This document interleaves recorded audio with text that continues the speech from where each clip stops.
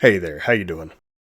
Within Resident Evil Requiem, we encounter several new BOWs, ranging from haunting but kind of hilarious zombies to escaped experiments dead set on turning us into the equivalent of a stuffed bean burrito. However, one of the more unsettling new BOWs I've seen are the children. Underneath the Raccoon City orphanage, horrific experiments were conducted in a vain attempt at defying mortality. At the behest of Umbrella's co-founder, Oswell E. Spencer, these experiments were all in the name of reaching some form of immortality, thus producing a number of subjects via cloning. These clones are the product of Spencer splicing his DNA with that of a little girl whose whereabouts remain unknown. These test subjects were given the designation of the Series 60 clones, and all held the same characteristics of pale skin and white hair. These test subjects were cloned an unknown amount of times, but by the time of the destruction of Raccoon City in 1998, there were at least several dozen created. Throughout the late 80s to the early 90s, several experiments were conducted on these clones, many of which still remain unknown, but all were in an attempt to transfer one's consciousness. In February of 1990, a prototype viral strain of the now infamous T-virus was given to the children that resided within the orphanage. This resulted in most of the Series 60's clones to develop enhanced strength, durability, regeneration abilities, and most of all, some form of psychosis.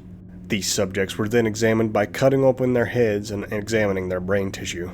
All of this was in order to monitor the children's brain waves to certain stimuli, to see if there were any evidence of recollection carried over from past test subjects. Many of these Series 60 subjects were seen as failures and locked into coffins inside the chapel beneath the orphanage.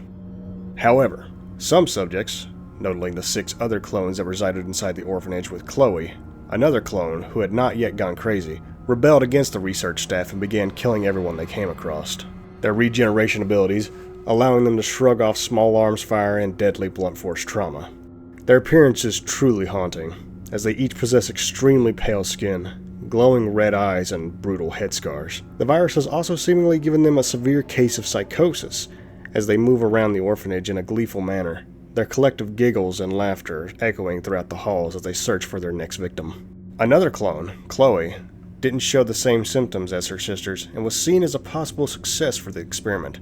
As she encountered the other Series 60's clones, she was pursued throughout the orphanage and the chapel, leading her to uncovering a secret entrance to the Ark laboratory. After this, she was sedated by Umbrella personnel and deemed a failure, as she had began to show symptoms similar to those she had just narrowly avoided. After this, it seems the children were all terminated, and any evidence of these experiments were sealed with an Ark, never to be seen again.